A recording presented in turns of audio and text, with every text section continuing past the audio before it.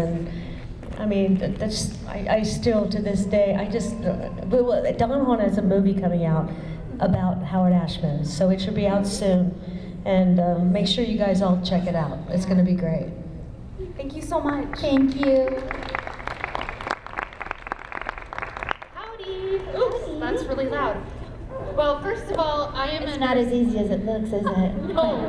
I'm a nurse at Children's Hospital LA, and I wanted to thank you for the strength that you brought to your characters that brings the strength to our patients every day.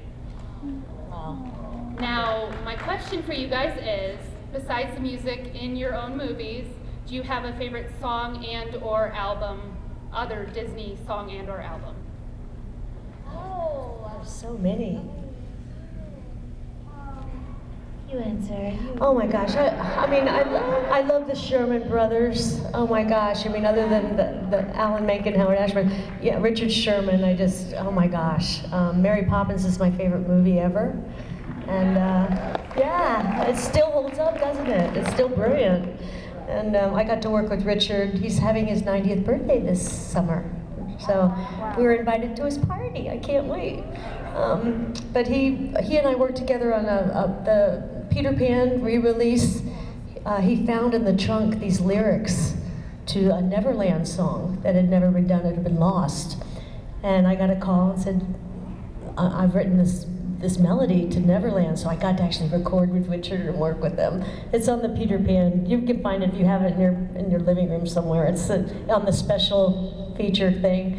But I would say probably Mary Poppins for sure.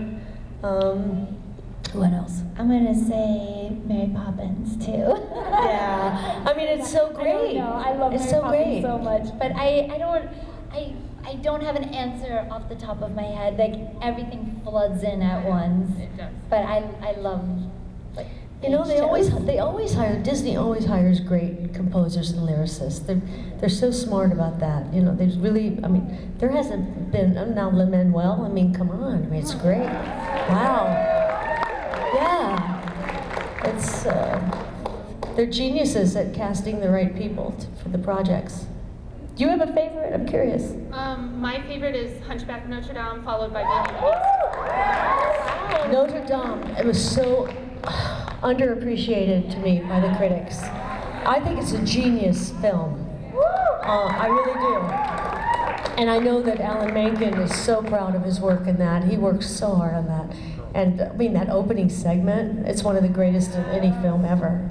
Yeah. Hmm? Thank you. Thank you.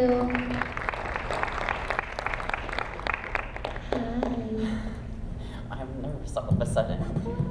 We had such a great photo op. It was. It's been such a privilege to meet both of you. Thank you. And I've always resonated, particularly with Belle being just a little different than everyone. But I wanted to ask, what was it like working with Howard Ashman? Well, it's such, I mean, that's an hour discussion, but to give you the brief version, it's just working with probably one of the greatest geniuses I will ever know in my life. Yeah, and what was so amazing, he had boundless energy. The man he was just exuded energy, you know, that kind of energy, and constantly it would make all of us so excited and want to do better and be better to be around him. And I think that, you know, sometimes we're very sad that he never saw the final version of Beauty and the Beast, but I do believe he saw it, you know what I mean? And he was the heart and soul of those three films. And the legacy, of course, goes on forever, but it was just being with someone that you're very privileged to know. If you know someone like that, one person in your lifetime like that, then you're greatly privileged, and I was. Thank I you don't so know much. if you've seen the Aladdin Broadway show, but there was a song that didn't make it into the Aladdin film. And I heard it, you know what I'm talking about, Proud of Your Boy. And it was, I've known about that song for 26 years because I heard a cassette tape that Alan Menken played for me of Howard Ashman. He was singing it. Yes. I've heard it. Yes. Oh, it's so awesome. And I was like, how everybody has to hear this song. how is this song going to disappear? And they're like, well, it's not, Aladdin doesn't have parents anymore. It's not going to be in the movie. And that happened with Human Again, because how Human Again was Howard's favorite song. And that got cut and got put in one version of Beauty and the Beast, and of course ended up in the play. But Human Again was Howard's favorite song, and I think probably my favorite of if that had stayed in. Yeah. Thank you so much. Thanks. You.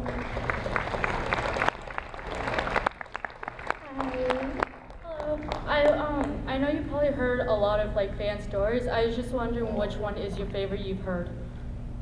Fan stories? Yes. Oh. About like growing up watching Disney princesses. Oh, something that really had an impact on me that someone told me, and I think there's a documentary out right now that touches on this subject too. There was a girl who told me she was nonverbal when she was a little girl. She has autism. By watching Disney films, and in particular by watching Aladdin, she was able to speak. And she came up to me at one of these conventions and told me this story, and I never forgot it. It was one of the first conventions I did, and I felt so privileged to hear that story from her. So that was a big one. It is. And I don't know if you've ever seen Life Animated. Owen talking about the documentary. Yes. That's, Owen. Owen. Yes. Owen is on my story. phone. He calls me regularly. Yes. Owen did not speak. Right. So I feel the same way. Owen is like the fan that you just think, oh my gosh, he literally could not talk. And he memorized all these characters. He knows every line of every character in any animated Disney film. And his father started to play the role in your movie. Iago, yes. Iago. He started with Iago, and he talked to Owen as Iago, and Owen responded to him. And all of a sudden he spoke, and then now you can't keep Owen quiet. Yeah. He calls me, Paige, don't forget my birthday's next week. I expect a call. He's so cute. He's so adorable. He's 25, and in some ways he's 25 going on 50. In other ways he's 25 going on 10, you know, and he's so endearing. But he changed, his life totally changed in his movie. You guys, if you haven't seen it, you gotta rent it. It's Life Animated. He is truly like the epitome of the perfect Disney fan life story, you know? Yes. It was nominated for an Oscar, actually. Yes. Yes, it was. Yes, which is huge, that a documentary feature to be nominated, Now, fan experience on me being selfish, because I get stage fright. We were at Pocahontas in the park, in Central Park, 100,000 people, and singing with full orchestra. And I was doing fine. I was on Broadway playing Fantine and Les Mis. I should have been confident, but I'm never confident. Oh, thank you. My old Broadway career. But I remember coming out and starting to sing Little Town, It's Quiet Village. And I look up and I'm like, I'm so nervous. And this little girl ran past security. She must have been 5 years old. Right up to the foot of the stage like this, and she's, hi, Belle. Hi, Belle. And I just looked at this little girl and I was like, I'm totally cool. I'm singing to you. You know, it's like, she was my little angel. You know, that was. And then I sang great that night. Consequently, after the first 2 lines, because she just was like my angel that made me let all my nerves go. It was fun. Yeah. Thank you. Thank you.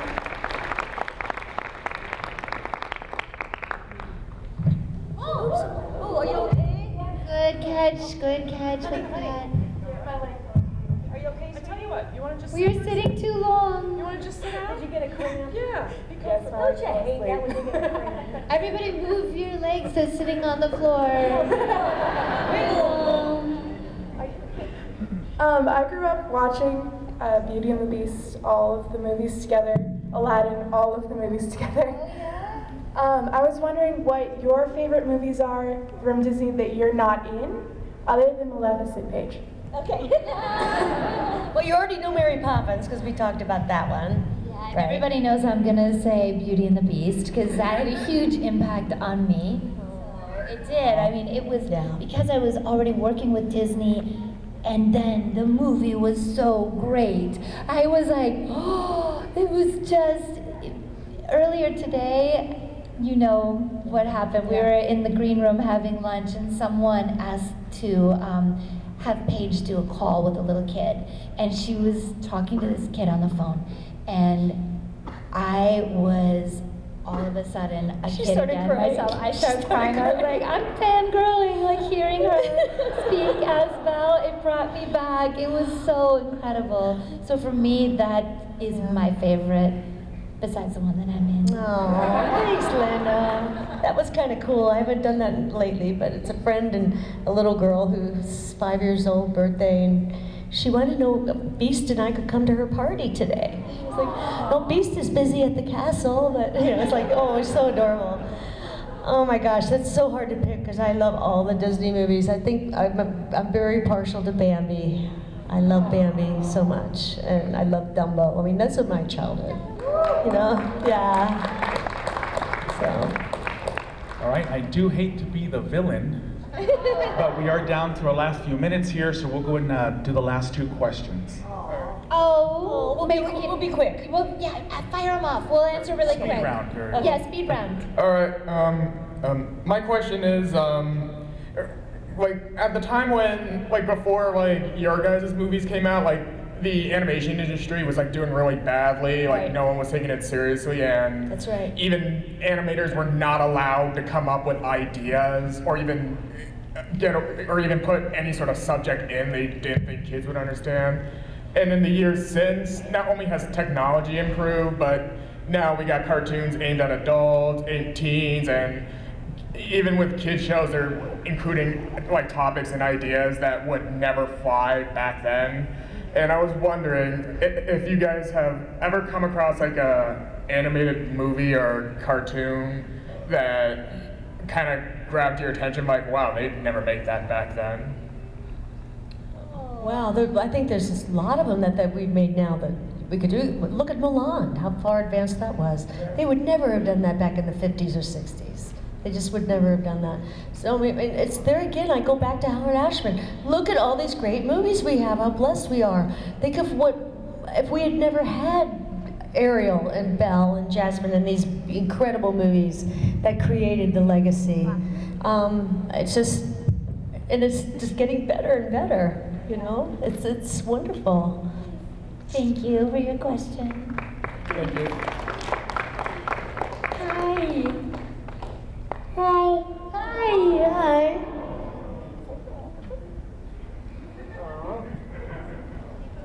What was your favorite scene to do? Oh. Favorite scene? Favorite scene. My favorite scene was probably the marketplace with Aladdin, which was so fun. I loved doing that scene. For me, it was the something there scene in the snow. I like that one. Oh, I'm so glad you do. That's when Belle realized she was in love with the Beast, was in that scene. Yep. Thank you. Thank you. Okay. What was the auditioning process like for you to do for your movies? What's the question again? The auditioning process. Okay, for me it was a 4-month process. I auditioned, I think I was one of hundreds of girls who just went in and recorded one scene, and then a month later I heard that they wanted me to come back and do it again, and then a little bit later again and again, and the group of girls kept getting smaller until the very last audition I was the only girl. And I was like, I think I might have this job. That's hard, you having to wait. I was lucky I didn't have to wait that long. Really? Yeah, with Belle, it was over a matter of a couple of weeks, a few weeks, but it was 7 auditions and 500 actresses, and like you said, it was every audition there were more and more people there to the final audition where you have Mr. Eisner and Don Hahn and all of them there, and they would close their eyes, and it was amazing. And I went home that day of the final audition, and Michael had just proposed to me the day before, and on my answering machine was David Friedman, the conductor from Beauty and the Beast, saying, Paige, we got to get together and set keys. And I was like, David Friedman said, I guess that means I got the job. Oh my God, oh my God. So that's how I found out that I got the part. My agent was like, oh my gosh, they told you, I was supposed to tell you, but it was fun. She had a good week. It was a good week. All right. I Hey, go ahead. Okay, good. I'll Mary. try to be fast. What advice? Hi. What advice do you have for someone, a student, who's trying to do what you do and be where you are? Do it, do it, do it, do it. Like you just, every opportunity that you have to act, every opportunity you have to perform, take it. You never know where it's gonna lead you. I went to a ballet class and I ended up as Princess Jasmine. Who would know? That's a Cinderella story.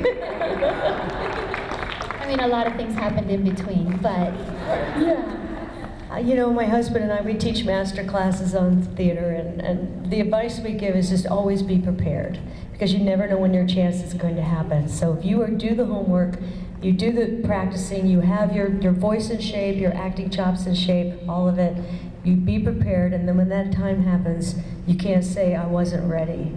I was ready and I gave it my best shot. It's great advice. And with that, we'd like to again thank you both for joining us here. Thanks, you guys. One round of applause here for Disney Princesses again. Thank you.